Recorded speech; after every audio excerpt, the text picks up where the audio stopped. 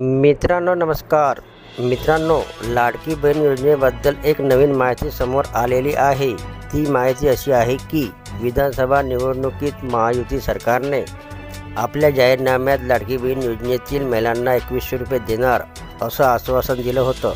मात्र सत्ता आल्यापासून अद्यापही यावर कोणता निर्णय झाला नसल्याचे पाहायला मिळत आहे। याबद्दल शिवसेनेचे ज्येष्ठ नेते नीलम गोऱ्हे यांना विचारले की एकनाथ शिंदे मुख्यमंत्री झाले असते तर पहिल्या महिन्यातच लाडक्या बहिणीला 2100 रुपये मिळाले असते का?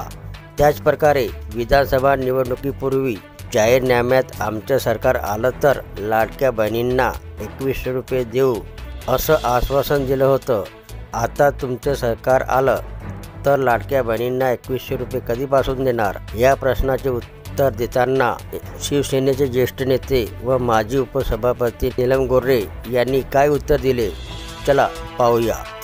यांचं एक आहे की त्यांचा विश्वास असला तर तो विश्वास कायम असतो। तर शिंदेंनी मुख्यमंत्री जरी नसले तरी कुठेही सारखं सांगितलेले सातत्याने की मला लाडका भाऊ हे म्हणून सुद्धा भूमिकेचं स्वतःला खूप समाधान आहे, अभिमान आहे।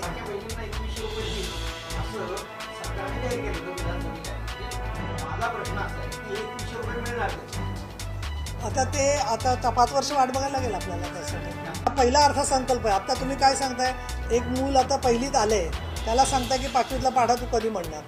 ते म्हणतील, जेव्हा योग्य वेळ येईल त्याला म्हणतील। आता स्त्रिया शहाण्या झाल्या, त्याच्यावर तरी तुम्ही एकमत करा की त्यांना जो कोण आपल्याबरोबर उभा राहिला त्यांना वोटिंग केलेले शोधून वोटिंग केलं। नाहीतर मग लोकसभेच्या निकाल एवढे विधानसभेत बदललेच गेले नसते। तिथे लाडकी बहीण सन्मान योजना कार्यक्रम असं करून त्यांच्याशी संवाद साधणार आहे।